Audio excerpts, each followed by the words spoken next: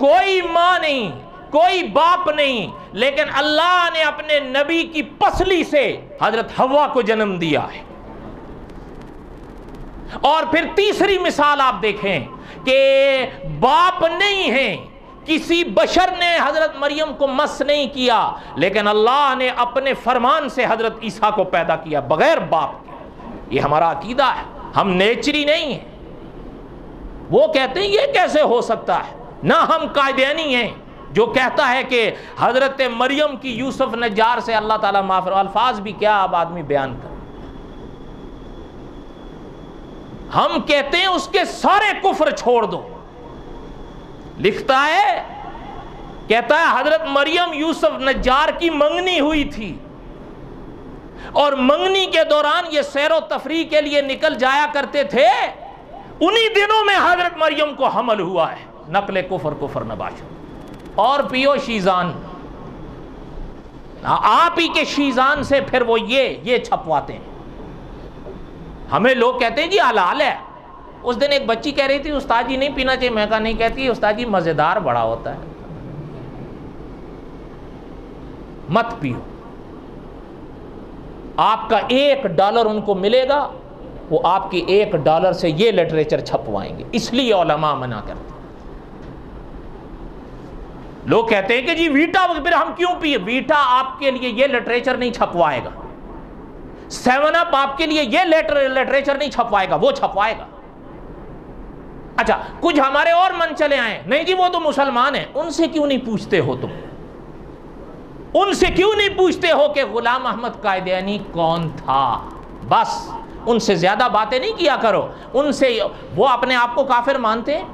اور بولو تو صحیح، وہ نہیں مانتے۔ ان سے یہ نہیں کہا کرو کہ وہ تو کہیں گے ہاں جی ہم تو مسلمان ہیں۔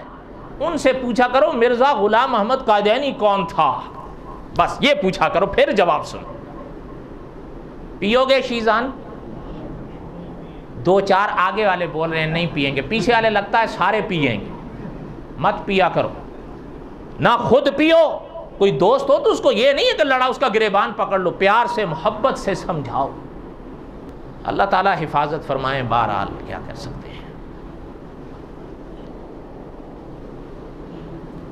اب یہ عادت ہے کہ انسان مرد خاتون ملے تو اولاد کا جنم ہو، لیکن یہ خرق عادت ہے، ماں باپ نہیں ہے حضرت آدم بنے، باپ نہیں ہے حضرت عیسیٰ آئے۔ یہ اللہ کی قدرت ہے۔ میں آپ سے پوچھتا ہوں ان دونوں میں سے کسی کا انکار کیا جا سکتا؟ اور جنہوں نے انکار کیا وہ پھر حضرت عیسیٰ کی خدائی کے قائل ہوئے۔ انہوں نے کہا حضرت عیسیٰ تو خدا ہے اس لیے کہ باپ نہیں ہے۔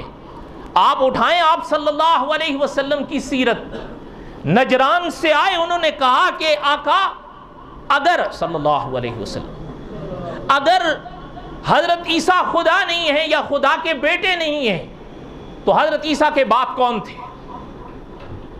آپ صلی اللہ علیہ وسلم حرم میں موجود، حضور صلی اللہ علیہ وسلم کا ان سے مناظرہ ہوا۔